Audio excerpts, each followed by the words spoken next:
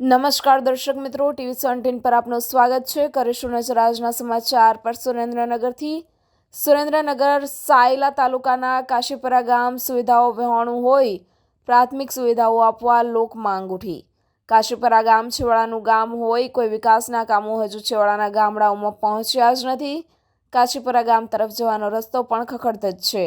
ગામમાં રોડ, રસ્તાઓ, પાણી, લાઇટ જેવી પ્રાથમિક સુવિધાઓ નથી મળતી, જેથી લોકોએ તાત્કાલિક પ્રાથમિક સુવિધાઓ આપવા કરી છે માંગણી. મારું નામ પટેરિયા માત્રાભાઈ મોતીભાઈ. હું કાશીપરા દૂધ ઉત્પાદક સહકારી મંડળીનો મંત્રી છું. અમારે ખાસ તકલીફ મેન રસ્તાની છે. રસ્તાના હિસાબે અમારે કોઈ વાહન કે વ્યવહાર કાંઈ આવતું નથી કોઈ બસની કાંઈ સુવિધા થતી, જેથી કરીને છોકરીઓને કે વિદ્યાર્થીને સ્કૂલે જવાનું પણ ઘણીવાર ડ્રોપ આઉટ બંધ કરી દેવું પડે છે. કે અહીંથી 1 થી 9 ધોરણ 8 ધોરણ છે, પછી 9, 10 અમારે પણ બંધ પણ કરી દેવું પડે છે, જેથી કરીને દીકરીઓને આવવા જવામાં તકલીફ પડે છે. અમારો રસ્તો ખાસ થાય એવું અમારું ખાસ માગણી છે. આ લગભગ 10 થી 15 વર્ષથી રસ્તો અમારો તૂટી ગયેલો છે. ઘણી જગ્યાએ સરપંચે બધા રજૂઆત પણ કરી છે. સરપંચે અમારી હારે આવીને પણ રજૂઆત કરી, કોઈ પણ રસ્તો કોઈથી બનતો નથી. હા, વધારે આપે છે કે ભાઈ તમારો રસ્તો આ ટાઈમે બની જશે, કે આટલો ટાઈમ બને, હજી કોઈ દિવસ રસ્તો બન્યો નથી. અને અમે એ રસ્તાની રાહ જોઈને બેઠા છીએ. જો રસ્તો થાય તો જેથી કરીને બસ આવે ને અમારે છોકરીઓ કે છોકરા સ્કૂલે, જેથી કરીને છોકરીઓ સ્કૂલે જતી બંધ ન થાય, એ અમારી ખાસ માગણી છે.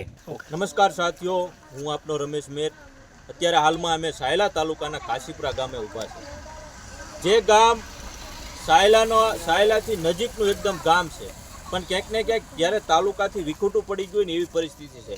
ગામમાં જે મૂળભૂત જે સુવિધા હોવી જોઈએ, રોડ, રસ્તા અને પાણી, આ બંને વસ્તુથી કાશીપરા ગામ વંચિત છે.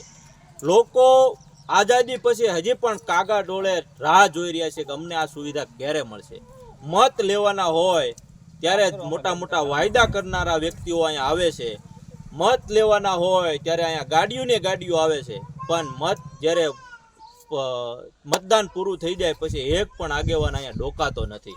કાશીપરા ગામ એની હાલતમાં એના એ જ છે. તો આ વખતે તો કાશીપરા ગામે નક્કી કરો. મને એવો જ વાવડ મળ્યા છે. કાશીપરા ગામ કહે છે કે ભાઈ મૂળભૂત સુવિધા નહીં તો મત નહીં. તાતી અમારી માંગણી એ જ છે કે તાત્કાલિક અસરથી પહેલાં તો કાશીપરા ગામનો રસ્તો ચાલુ થાય, કારણ કે રસ્તાના કારણે ગામમાં અત્યારે જે બાળકોને ઉચ્ચ અભ્યાસ માટે જે સાયલા જવું પડે છે એમાં મોટી તકલીફ પડે છે. એના કારણે બસ નથી આવતી, ટ્રાવેલ્સની કોઈ વ્યવસ્થા નથી થતી. અહીંથી 3 કિલોમીટર સુધી દીકરા દીકરીઓને હાલીને જવાની પરિસ્થિતિ આ તંત્રના કારણે અત્યારે તંત્રના પાપેલ દીકરા દીકરીઓને મુશ્કેલી પડી રહી છે. એટલે કાશીપરા ગામ વતી હું તંત્રને કહેવા માગું છું કે જાગો.